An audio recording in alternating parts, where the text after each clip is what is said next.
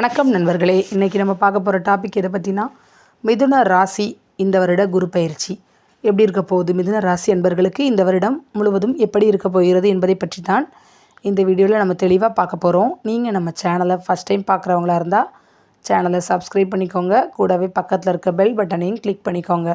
அப்போ தான் நான் போடுற வீடியோ உங்களுக்கு உடனுக்குடன் அப்டேட் ஆகும்.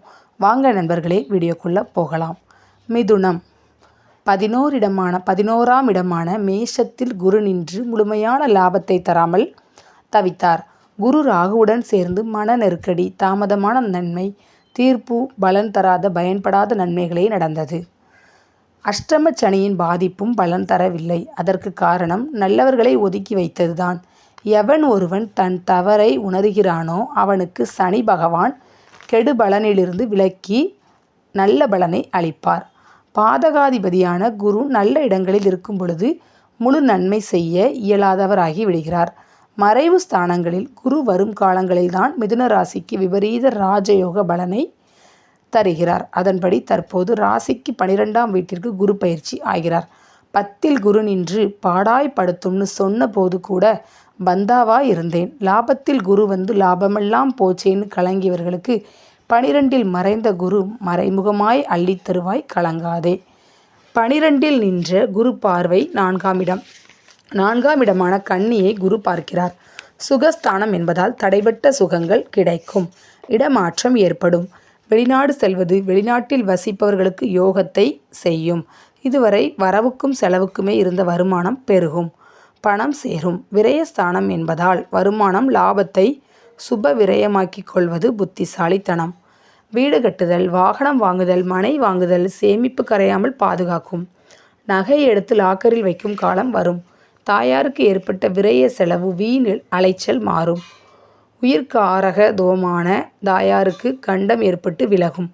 கன்னியில் ராகு கேது இருப்பவர்கள் கவனமாக இருக்க வேண்டும்.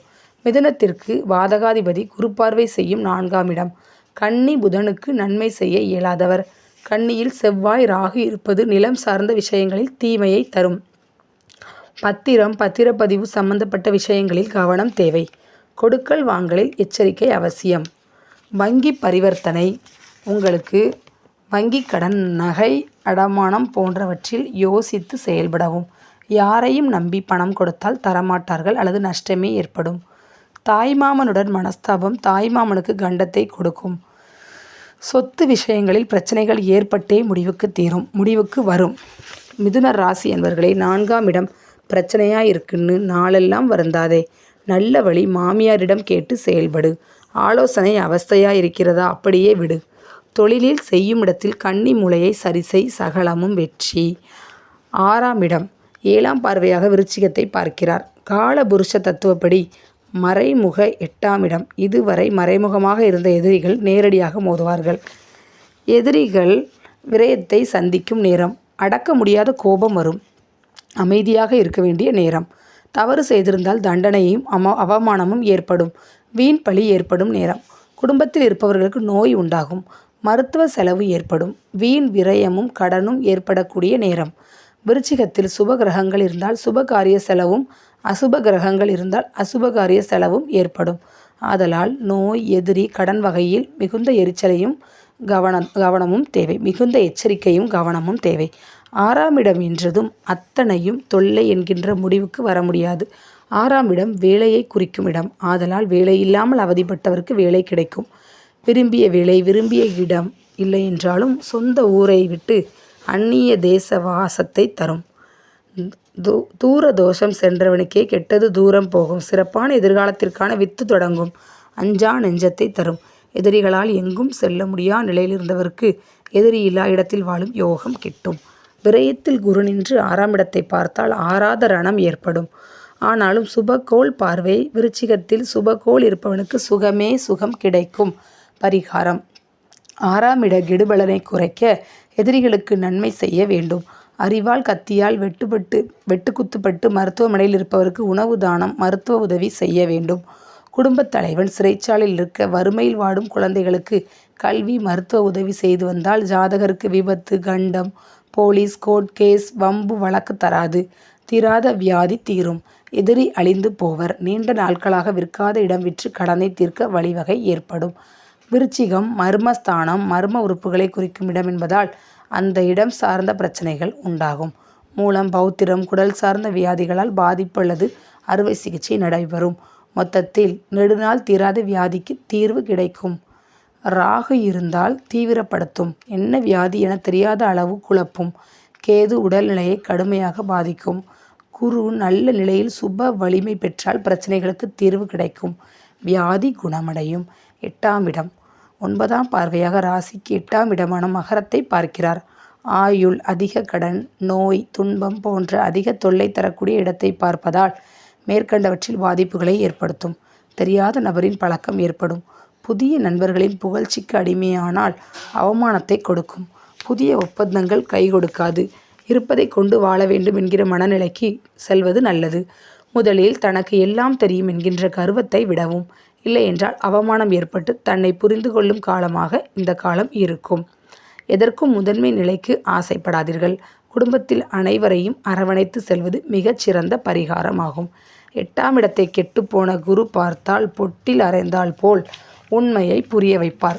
கஷ்டம் என புலம்பாதே. கஷ்டத்தில்தான் இஷ்டமுள்ளவர் யாரென்று தெரியும். பரிகாரம் மிதுன ராசி நேயர்கள் அஷ்டம சனியிலிருந்து விடுபட்டு லாபகுருவில் பெரிய சுகத்தை அடையவில்லை. சின்ன சின்ன சந்தோஷங்களை தவிர பெரிய சந்தோஷத்தை பெறவில்லை. மிதுன ராசிக்காரர்களில் குறையே எதையும் முழுமையாக நம்புவது. தெய்வ வழிபாடுகளாக இருந்தாலும் எதிர்பார்ப்போடு செய்துவிட்டு நடக்க தாமதமானாலும் நினைத்து நடக்காவிட்டாலும் வழிபடும் தெய்வத்தையே மாற்றிவிடுவர். எதை தின்றால் பித்தம் தெளியும் எதை செய்தால் பணம் கிடைக்கும் என்ற சிந்தனையிலேயே இருப்பர். காரியத்திற்காக எந்த எல்லைக்கும் சென்று விடுவர். ஆதலால் பரிகாரத்தை அவர்களே தேடிக்கொள்ள வேண்டும். முழு நம்பிக்கையுடன் செய்தால் காரிய வெற்றி கிடைக்கும். குருவுக்கும் புதனுக்கும் பகையுண்டு பயமில்லை. விரய குருவிற்கு வியாழந்தோறும் மஞ்சள் கிழங்கை தட்சிணாமூர்த்திக்கு 3 வாரம் 3 சாத்து. முன்ஜென்ம கர்ம தோஷமும் கரைந்து போகும். புதன்கிழமை ஈஸ்வரனுக்கு புத்தாடை சாத்து. புத்துயிர் கிடைத்து புதுவாழ்வு பெறுவாய். விரய குருவால் பாதிக்கப்படும் மிதுன ராசிக்காரர்கள் புதன்கிழமை தாய்மாமனுக்கு பச்சை நிற ஆடை தானம் செய்ய குழந்தைகளுக்கு தோஷம் துன்பம் விலகும். தாயார் உடல்நலம் காக்க வயதான ஊனமுற்ற பெண்மணிக்கு ஊன்றுகோல் வாங்கி தரவும். பெரிய நோய் பாதிப்பிலிருந்து தப்பிக்க விபத்து காப்பீடு எடுத்துக்கொள்ளவும். ஊரில் இருக்கும் நல்ல தண்ணீர் குழாய்க்கு மின் மோட்டார் தானம் செய்வதும் குடிதண்ணீர் தொட்டி அமைத்து கொடுப்பதும் நற்பலன் தரும்.